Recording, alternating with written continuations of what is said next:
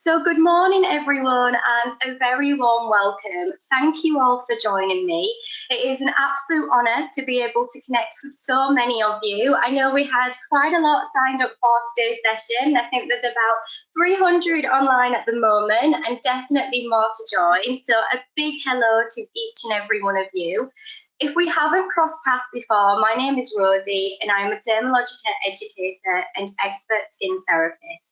And welcome to the Wellness and Me webinar brought to you by the International Dermal Institute. Now, today is an incredibly special session. Not only is the content that we're going to cover incredibly relevant, but we are joined by so many professionals online today outside of the Dermalogica community and worldwide. So thank you all for joining me, and I am so excited to share today's content with all of you. So within this session, we will be exploring the concept of wellness through connecting with 5 important considerations. And we will look at the implications of each of these and what that means for you as a professional skin therapist or as a therapist. Now, the past few months has been an absolute whirlwind. No matter where you are, we have all experienced highs and lows, and it has been a true emotional roller coaster along the way. And if we just take a moment to pause and reflect on what we have each experienced, both in our personal and professional lives, it has been surreal. And then when we think about how the COVID-19 pandemic has impacted our industry, it has been a complete shake-up. But today is about focusing on moving forward. And regardless of where you are and if you have opened already, if you are preparing with a date in mind, or if you still don't know when that day will come, we will be exploring how we can empower you as a professional and how you can all support one another regardless of what phase you're in. But also, let's start by taking a moment to just celebrate how far we've come. We have all adapted so well and pretty quickly to living alongside a pandemic. And now the next step is working alongside it. And there has been a huge shift in how we will operate, each of us governed by our local and then larger guidelines, which might alter things slightly for you. But as a whole, these changes have been huge for us. And there is so much to consider now to put us in the best possible position to thrive. And your wellness actually lies at the heart of that. And it's a simple analogy that we are all too familiar with, but you cannot give what you haven't got. And as practitioners in this field and in our field, we are used to just giving constantly and probably not as good at giving back to ourselves. And wellness, as you know, is not a new topic or a new concept. But what we aim to do today is to get you thinking about it a little bit differently, whilst offering you tangible tools and strategies to support you not only now, but also throughout your professional career. Because your clients are more than ready for you, but how ready are you for them? So throughout this session, to make sure that it resonates as deeply as possible and you leave with as much positive action, then please keep yourself, your business, even what your treatment rooms look like at the forefront of your mind. And I would encourage you to take moments to just honestly reflect as we go and make a little action plan about the things that you would like to do differently. So that being said, to open the session, I would love to know what the word wellness means to you. So when you see that term or you hear that word, what thoughts come to mind? And if you'd like to just share in the little question box, that'd be amazing. Okay, so we've got self-care from Chelsea. Suzanne, looking after yourself. We've got health, wellness from within. Calming, a healthy body. There is so much coming through. This is amazing. Brilliant. A clear mind, loving yourself, me time. Absolutely. So all of these are correct. And the truth is, there are so many elements to wellness. And one thing isn't more important than another. And in fact, it's about balance. And ultimately, to achieve wellness, we must achieve balance. And in fact, it is said that if you are in perfect balance, then you're in perfect health. But if one thing isn't right, then it just throws the whole thing out of balance. And for us as professionals in this industry, we can't promote wellness if we ourselves are not living well. But what does wellness look like for a spin therapist or a therapist working in these circumstances? And how do we get ourselves in the best possible place to go back, regardless of when that opening date is? So let's start by exploring our first topic, which is emotional awareness. And the very first step in wellness is creating an emotional awareness and tuning in with ourselves. So that being said, take a moment. You don't need to write anything. You don't need to share it with me. But take a moment to think about, how are you feeling today? How are you doing? There's no need to answer. Just tune in and really listen to yourself. Because a huge element of wellness is being self-aware and connected to our own emotions and what we are feeling. And during this pandemic, there has been many cycles or waves of emotions, literally changing day by day. And we each deal with our emotions differently. Some of us a little bit maybe reactive to our emotions. Others just completely suppress them and almost avoid them. But we must learn to be compassionate to our emotions and to ourselves. But we also must remember that our clients have been on this journey too. And the minute that those doors are open, they will bring with them their own stories and their own experiences, including the traumas that they may have endured. And as you know, as a therapist, that term is used used quite flexibly, and we wear many hats. And our clients will come to us and begin to emotionally offload and download just like they normally do. So in preparation for our comeback, we need to emotionally prepare ourselves. And we need to start to consider strategies so that we can compartmentalize and not allow it to become so emotionally overbearing, or even for those experiences and those emotions to suddenly become ours. But how do we do that exactly? Well, the first thing is prepare for it. Create an awareness just as we are doing now and anticipate it. And then we can adopt strategies to help us manage that emotional overload. And then lastly, it is so important to find a way to decompress afterwards. This is vital for our emotional health. But with awareness naturally comes acceptance. And whilst it's not always easy to necessarily talk about how you feel, we need to, at the very least, be acknowledging it and not trying to suppress it or force ourselves to be happy with this situation.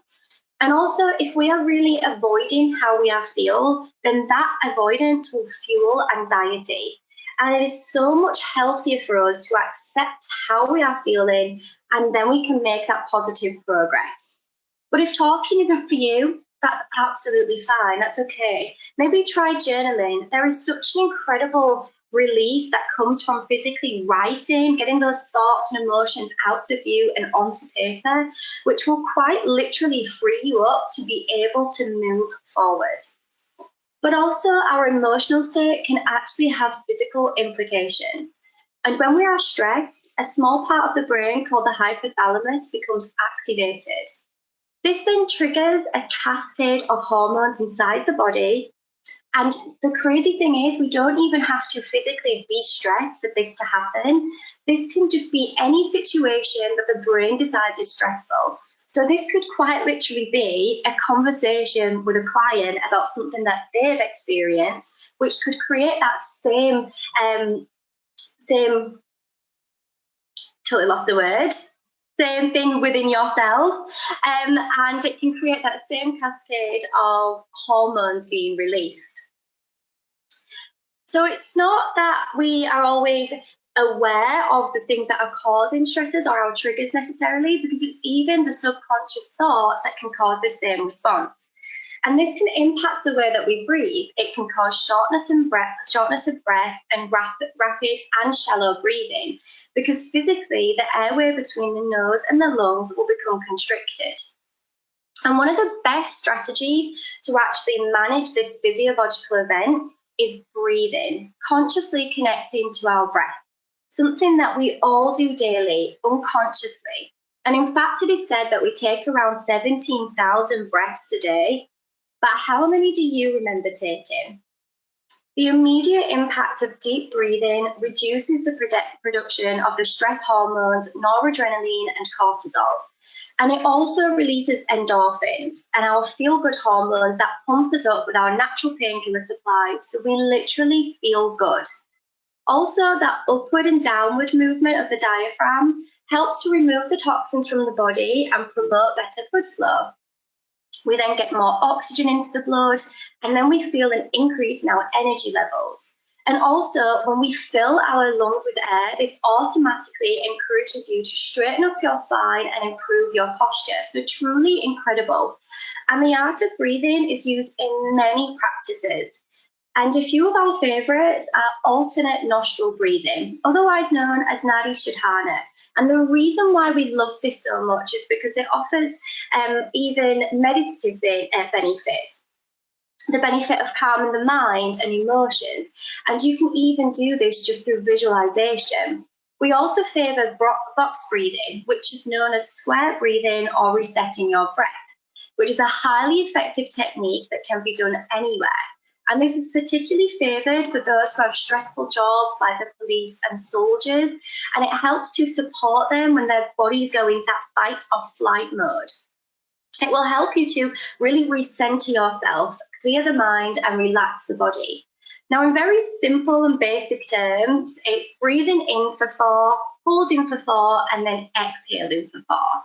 But simply just breathing in through the nose and out through the mouth will provide you with a moment of calm and bring you back to the present, which can help you to regain perspective and positively move forward. And the best thing about this technique and about breathing is you already have a head start, you know how to do it. But it's important to really explore what feels comfortable for you and also practice even when you're not necessarily feeling stressed, because this quite literally will be your preventative tool or your coping strategy when you become overwhelmed. But also, our emotional state can massively influence how we perceive something and therefore how we react to it. And you'll probably agree that right now is not a time to be reactive, but rather proactive and level-headed. But after the day is done, we need to find a way to decompress, to release those emotions.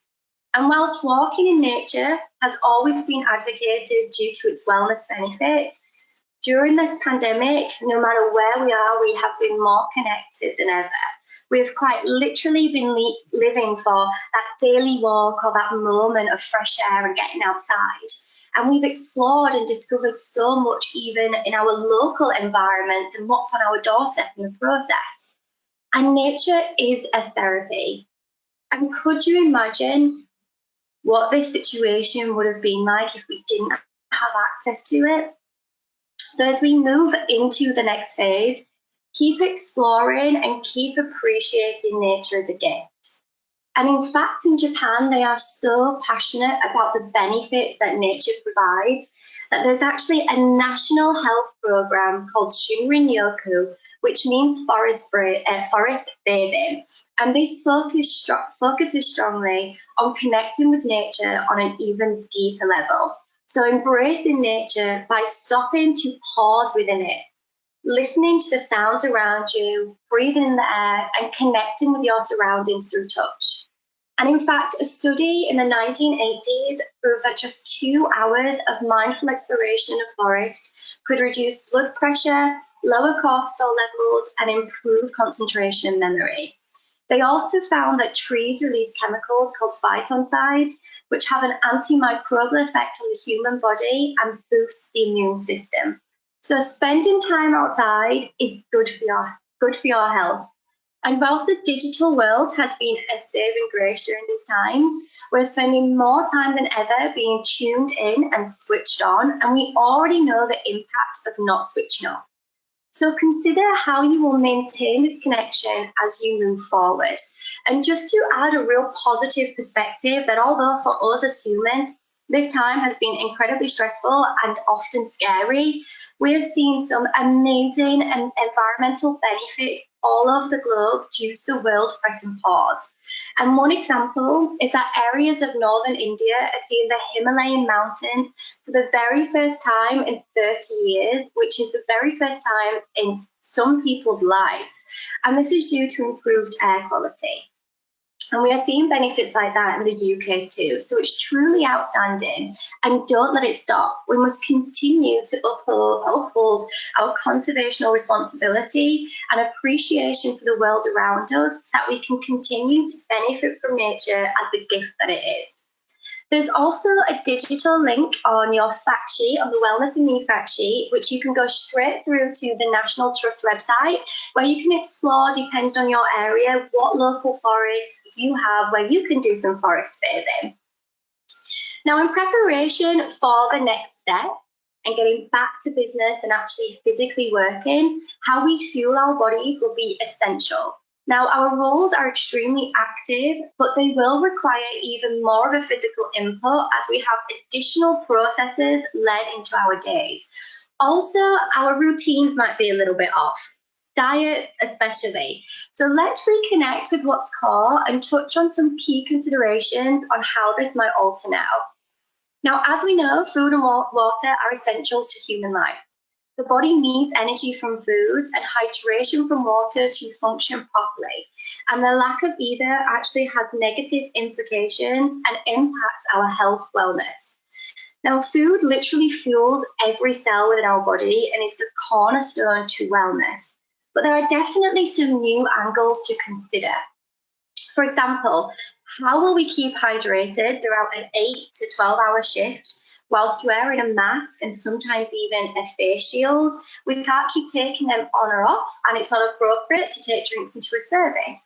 Again, exactly what you can and can't do will be influenced by your government guidelines and also the type of mask. So, for example, disposable versus washable might have some limitations, but protective masks are actually made from absorbent material. So talking and breathing in them all day can contribute to mouth dehydration. So we really need to have an awareness around this now because it's not scientifically possible to go all day without proper hydration. This absolutely will contribute to fatigue, irritability, possibly headaches, and most definitely negatively impact our wellness. We might not have necessarily an answer right now, but it is a consideration that you need to have, and you need to start putting plans in place on how you'll combat these challenges. So, for example, will you set a reminder for you and your team to rehydrate and to refuel, and to make sure that you are dedicating a time and a space to replenishing your team and yourself? Now, in terms of food, food is quite literally a part of you. It's the building blocks of the human body. And at a time when so much feels out of our control, what you put into your body is up to you. And it can be so empowering to regain that control. And it's an exciting time to look at food differently and to look at it as a source of energy to fuel us throughout our working day, especially as the physical demand increases. Now, meal preparation and ensuring that you have access to the right food throughout the day will be essential.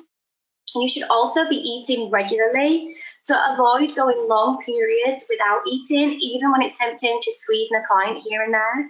And you should be aiming to eat every 3 hours, so not always a meal, but at least a nutritional snack. This will help to keep those blood sugars stable and avoid the highs and lows that you get when your glucose falls too low, which then fuels you for a need, or fuels the need for a pick-me-up, which is notoriously an unhealthy option like coffee or sugar-based foods. Now, another tip is to avoid foods that offer little to no nutritional value, like refined foods. And when you eat food in its refined form, you digest it really quickly. And refined foods are those that are no longer in their full state and have been stripped of their natural goodness, such as things like white flour and sugar. And the effects of too much sugar actually creates a hormonal imbalance. And the more sugar that's present within the blood, the more the body will release insulin. Also avoid those foods that are classically empty calories, which has the absolute opposite effect of nourishing our bodies. We really need to be conscious of what foods we are choosing to fuel our bodies with, and also consider how exactly we will do that. We need to make these preparations now to avoid getting into business, not taking our lunch with us, thinking we can just go out and get something when actually there's 10 people waiting outside, or it's a bookable pickup service. We really need to kind of consider this now before getting back into action, because ultimately food and water is non-negotiable and we need it. So we must make a commitment to ourselves to do better. Now, if you need a little inspiration, head over to apps like Pinterest, for example, which have an incredible archive of recipes for every single palette. But being proactive now will help you when you get into that treatment space. But let's ponder that thought for a moment. We are finally back in business, back in action, but our bodies have just physically had at least 4 months off. Our hands and fingers, which are literally our service tools, have been hands off and out of action. So what will those treatments look like? What will it feel like? It's not going to be just back to business as usual, and we need to start making some physical preparations now.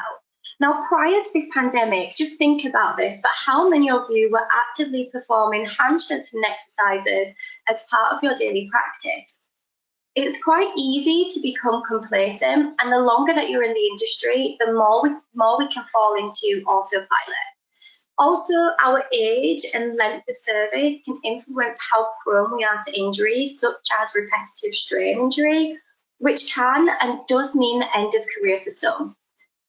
Also, when we go back to performing services, we might be more prone to injury as we've had this physical working gap. So let's start to make physical preparations now and getting our hands ready to work by performing hand strengthening exercises like the ones that we have uploaded for you on the Prepare Your Hands fact sheet. Now, if you'd like to join in as I demonstrate a couple additional ones that you might want to do, help loosen you up a little bit, then feel free to do so. But some great ones for the upper body are just tilting the neck from side to side so you get a real elongation of those major muscles that help to keep you upright. Also, turning the neck from side to side gets a lot of release for this tension that can build up in the lower head area and the neck, which can add to things like headaches. And of course, really large, exaggerated shoulder rolls are brilliant. So rolling forward and then rolling backwards can help to really release all that built up tension in the chest and in the upper back area. And then specifically to benefit the hands and the fingers and the wrists, just rotating the wrists and flicking the fingers will provide good benefits and help to keep the fingers and hands nice and nimble and flexible. So performing adequate stretches and strengthening exercises are essential to keep you moving and to prevent that physical fatigue that you might get at the end of the day, but will also help you to ensure that what you deliver is consistent and that very first treatment is as impactful as the last. And we want to be aiming to do our stretches at least 15 minutes prior to services.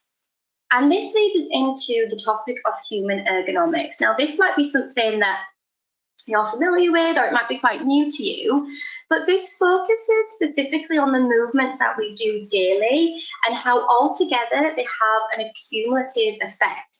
And they actually influence how our body then adapts to its environment, such as its working space. Now, posture is a part of human ergonomics, but it's not the only element.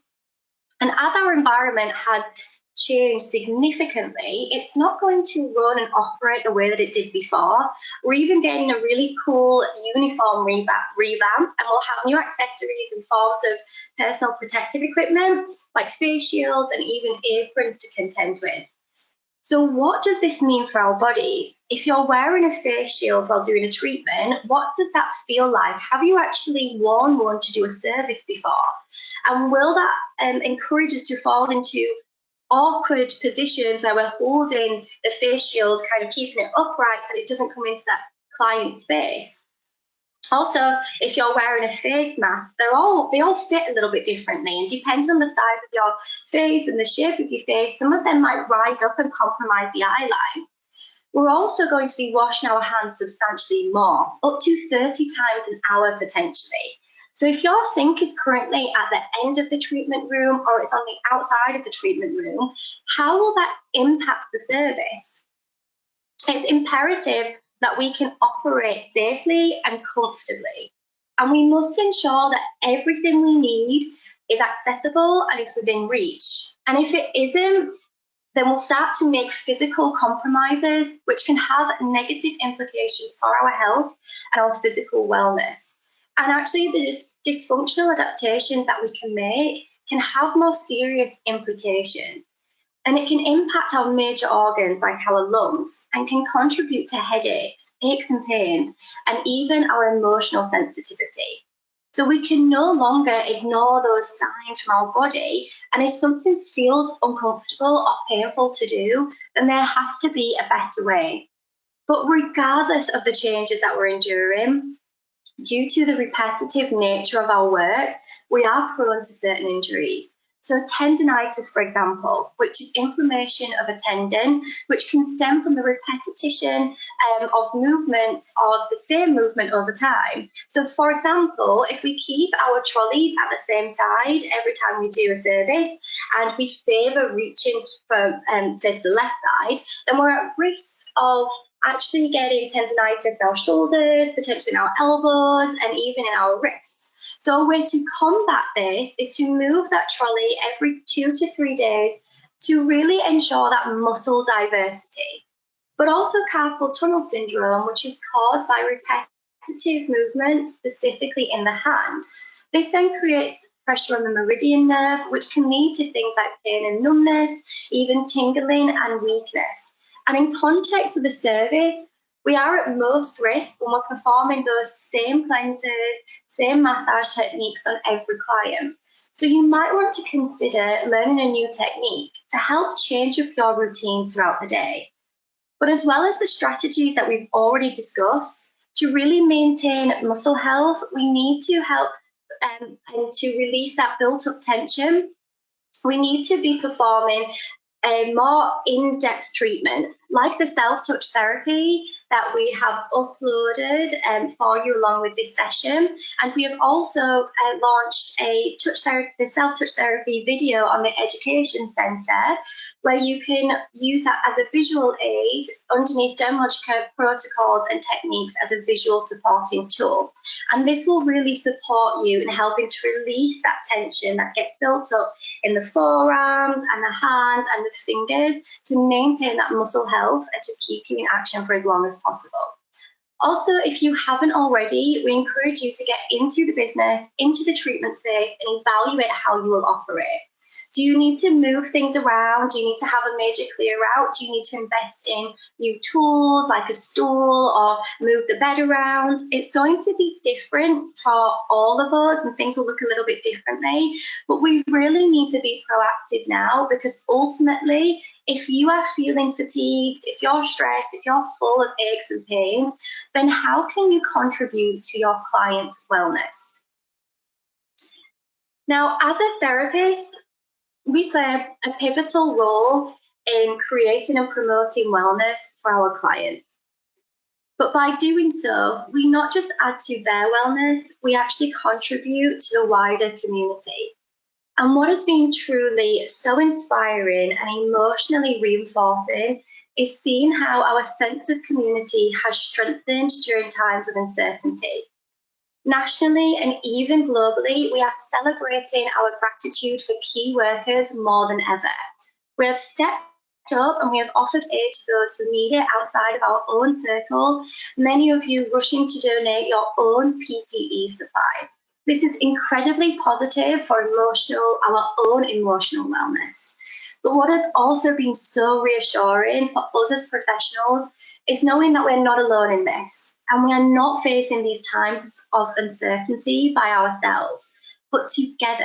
And together we are such a force to be reckoned with. We each have a personal investment in the industry. And we need this industry to move forward, and that means coming together. We all have our own individual skills to share, and collectively we have an exceptional amount of industry experience. But we must work together to strengthen our practices, to support one another, to uphold our principles, and most importantly, keep a positive mindset. As we embrace what's next, we must stay connected to one another. Continue those check-ins with businesses, cross-pollinate your ideas, and come to solutions together. Getting an outside perspective, especially from those who know what it's like to be in your shoes, is incredibly useful for our business and our own personal development. And strengthening your relationship with businesses in your area is a way to build your network and boost your business. And it is critical that we continue to work together and never forget how far we have come. So as we approach the end of the session, I'd like you to just take a moment to pause and reflect on each element of wellness and what we have explored today. And maybe make a little note on your action plan about what you will do differently. And if you wouldn't mind maybe sharing one thing that has really resonated with you so far, that would be amazing. So I'm just going to open up the comments so I can see what everybody is saying. Oh, okay.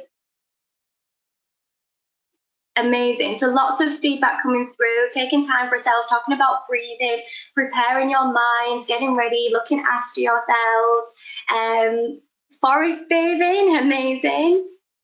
Hydration, the box breathing, so much coming through, being open-minded, so much I can't even keep up with these comments, which is so brilliant. Thank you all. Incredible. It's so great to see that you have taken so much away with you today. Now, the very foundation of our practice is human touch. And it's that in its entirety that makes our profession a gift and a true honour. Now, we understand that some clients might need reassuring and feel a little bit anxious about returning to services, but you have the tools, the resources, and the support to explain to them exactly the steps that you'll be taking in ensuring that you are doing what you can and actually going above and beyond to make your space safe. So reach out to them and let them know. Now, we truly wanted this session to provide you with an insight into the importance of your own well-being and how that plays a part in your services, your business, and the wider industry. This is a topic that we could talk about for hours, but what was important for us is that you, as part of our community, took one step closer to living and working better, and that we acknowledge that so much has changed for us. But with change comes growth, comes an opportunity to invigorate the way that we did things before. And we also need to be real and to take action today. It's never too late, so no procrastination. We must invest in these strategies now, and we simply cannot wait to get back to business and then start realizing the impact of these major changes. And in terms of wellness, that starts with you. And we need to commit to practicing self-awareness that we are prepared and we are ready.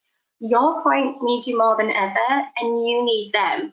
Investing in your own wellness and taking responsibility for it will ensure that we remain in an industry that we all love for as long as possible. So thank all of you for attending. I am incredibly grateful for your time. I hope that you've enjoyed the session and that you've each taken something away from today. Please let us know how you are getting on. Stay in touch with us. Stay safe. Never forget that we are all in this together. So thank you all. If anybody's got any feedback that you'd love to share, please send your messages through. Myself and Kelly will be online for a few moments. We can get back to you, but it has been amazing. I am so overwhelmed with all of your feedback. So thank you all. Stay safe. Have a wonderful day, and we can't wait to connect with you soon.